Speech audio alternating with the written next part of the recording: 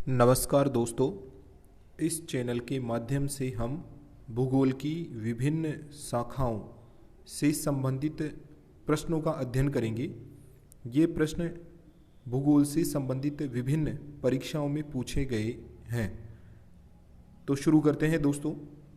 भौतिक भूगोल से संबंधित प्रश्न, सौर मंडल से संबंधित प्रश्न। हमारा प्रथम प्रश्न है, किस ग्रह का कोई उपग्रह नहीं है? देखिए दोस्तों, जैसा कि हम जानते हैं कि सौर मंडल में 8 ग्रह हैं। इन 8 ग्रहों में 2 ग्रह ऐसे हैं जिनके कोई उपग्रह नहीं है, बुध और शुक्र। इन्हें इंग्लिश में मरकरी और वीनस कहते हैं। दूसरा प्रश्न है, फिलामेंट शब्द का प्रयोग किया गया। फिलामेंट शब्द का प्रयोग ज्वारीय परिकल्पना में किया गया।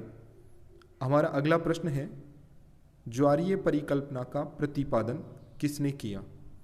ज्वारीय परिकल्पना का प्रतिपादन ब्रिटिश विद्वान सर जेम्स जीन्स ने सन 1919 में किया।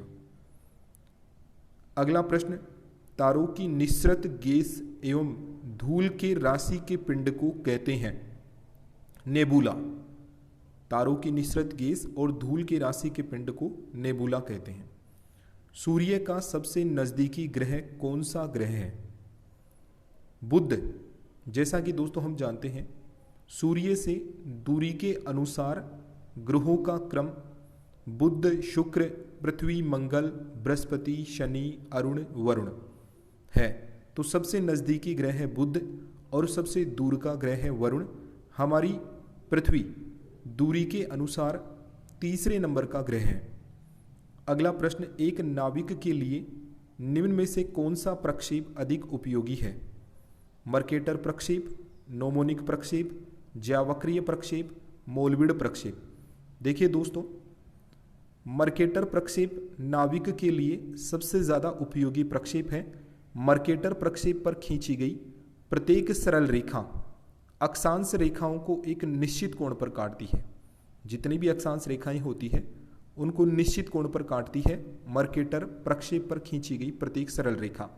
इसी प्रकार कोई भी सरल रेखा देशांतर रेखाओं को भी एक निश्चित कोण पर काटती है। साथ ही साथ सरल रेखा देशांतर रेखाओं को भी एक निश्चित कोण पर काटती है। अतः ऐसी सीधी रेखा जो मर्केटर चार्ट पर 2 स्थानों को मिलाती है, नो संचलन में मर्केटर प्रक्षेपण का प्रयोग किया जाता है। तो ऐसी सीधी रेखा होती है जो चार्ट पर 2 स्थानों को मिलाती है और उसका नो संचलन में मर्केटर प्रक्षेपण का प्रयोग किया जाता है। हमारा अगला प्रश्न है, सौर मंडल का सबसे बड़ा ग्रह बृहस्पति। देखिए दोस्तों, सौर मंडल का सबसे बड़ा ग्रह बृहस्पति है, उसके बाद शनि, उसके बाद अरुण, उसके बाद वरुण, फिर पृथ्वी।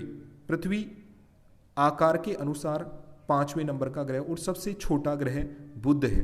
पृथ्वी का जुड़वा तारा कहा जाता है शुक्र।